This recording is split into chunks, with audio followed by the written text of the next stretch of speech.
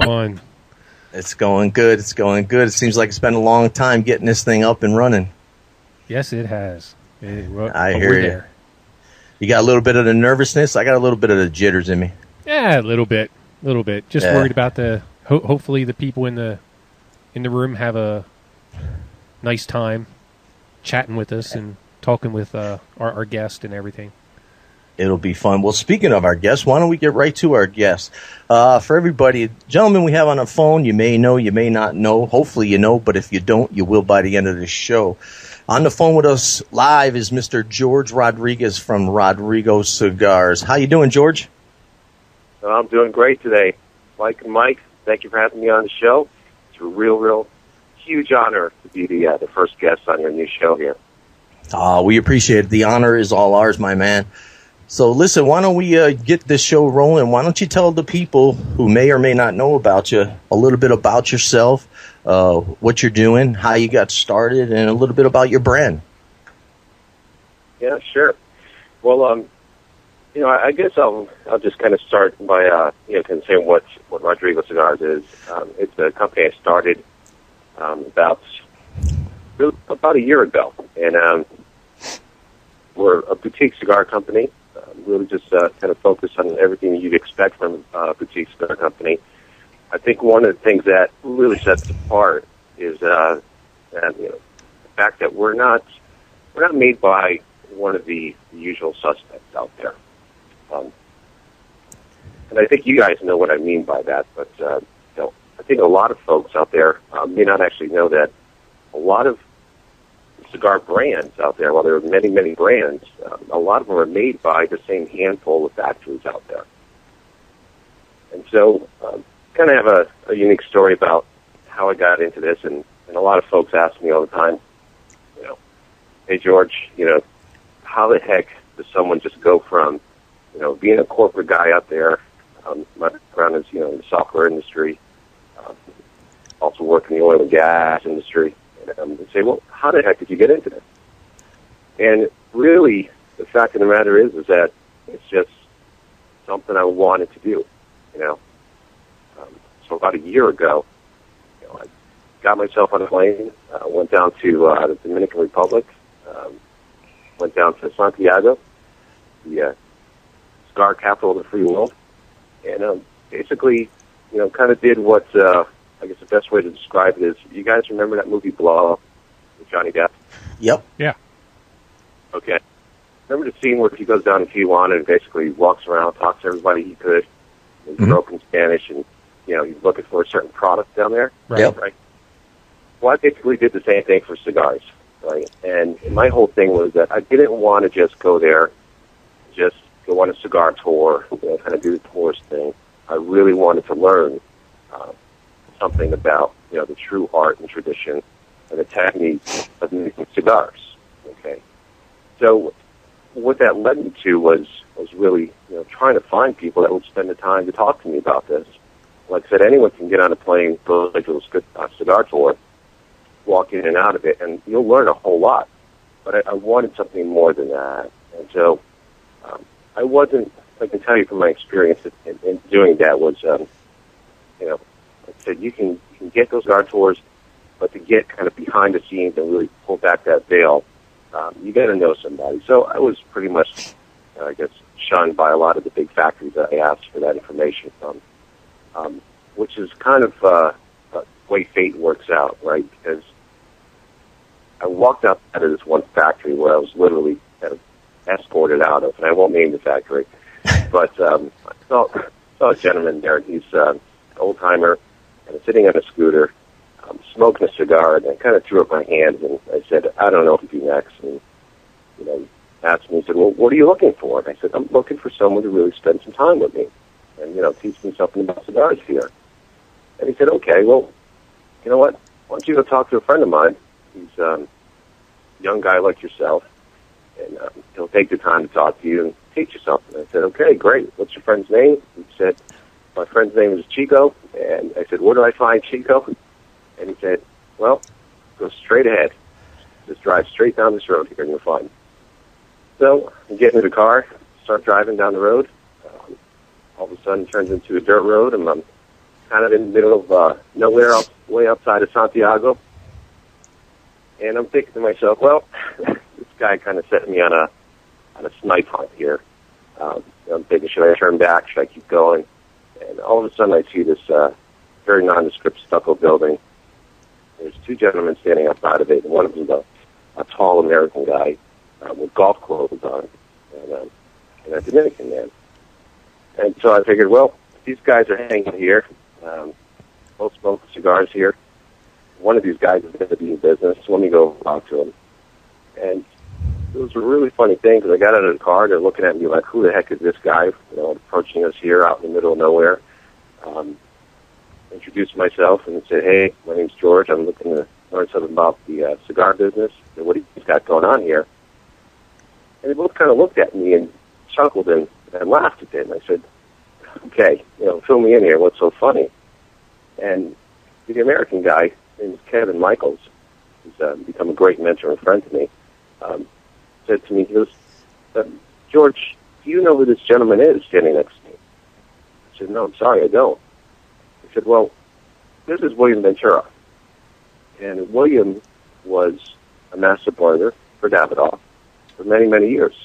And he runs this factory now. He's kind of doing his own thing, kind of moving away from the big corporate structure. Got his own independent factory here.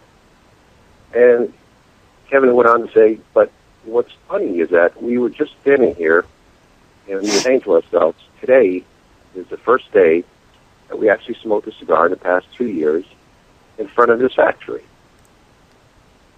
And you come strolling along here asking for information and looking to get into the cigar business. So they both thought that was quite funny.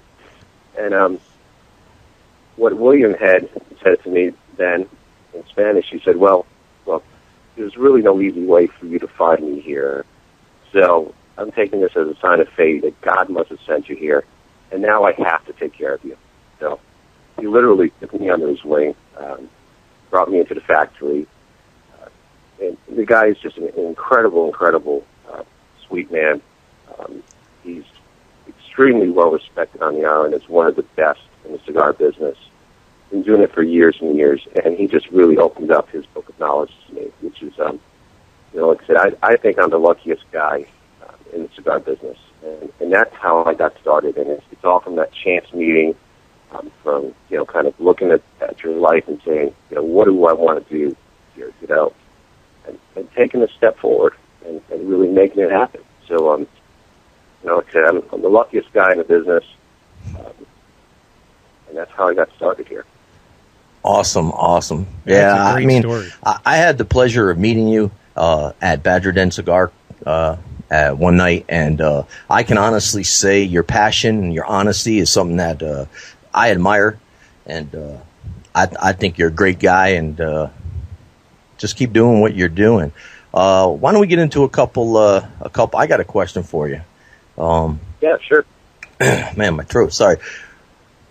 Where do you see yourself with your cigar line? Where do you see it going? Where do you see yourself in the next 5 years? Are you going to expand? Are you going to go into more boutiques? Actually, probably better yet, be a good tell people where your cigars are. Let's go there first, where they can find your smokes. Yeah, sure. Well, let me just say right now we're kind of in this quasi stealth mode, and even though you're saying to yourself, I don't want to really expand too fast. I really want to focus on the product. When you put a good product out there, even to just the Cigar Smoker Network, people will find out about it, right? And for that reason, things are starting to grow faster than I anticipated. So we've got, our core is here in Pittsburgh, Pennsylvania. And the reason for that is because, my business in the oil and gas world brought me to Pennsylvania about a year ago. And then I also found that this is just an incredibly great cigar town. It's just fantastic. People here, like any other cigar communities, I mean, it's you come to expect that. But Pennsylvania is still a tobacco-friendly, or relatively tobacco-friendly state. So I do like that, and I'm sure Mike Forey gives a big thumbs up for that as well. But we've got a few shops here that really have gotten behind the brand. The Leaf and Beans. There's one in McMurray, PA. There's one in the Strip District. Old Allegheny Smoke Shop is another great shop that has been in business for 25, 30 years, focusing on boutique cigars. And those guys have really helped me craft the brand and the positioning and all of that stuff. So I'm very grateful to those shops. Then I've expanded back into my home state of New York, upstate New York, where we have Badger Cigar Den. We have we've got Duke's Basil stores as well, which have really gotten behind the brand, and then James and Son in Saratoga Springs. So I definitely look forward to getting back there and doing some events, expanding into New England as well. Mr. J's Havana Shop, and we've got a few other ones that have coming up right behind Mr. J's in Rhode Island, in Massachusetts, and we're also expanding into New Jersey with the famous Reuben Smokestack. If you guys know of Reuben, he is one of the most discriminating cigar shop owners, tobacconists out there. Also have some great support in Texas, which Houston is another awesome cigar town. We've got Santa Barbara Cigars on the west side of Houston, and a great new shop in the Heights district called Heights Cigar Lounge. And a gal named Jenny there, who's been in the business for a long time, she and her partner Paul have opened up this fantastic little shop in a great neighborhood there. And Kenny over in Santa Barbara Cigars, he's been supporting boutiques for years and years. As a matter of fact, I smoked my first Tatuaje, which came from Kenny, years ago. So those are the main shops right now. Like I said, there's a whole bunch of them queued up, from Colorado and California. A bunch of them really that, like I said, they've contacted me and said, I've got, heard the good buzz about the cigar.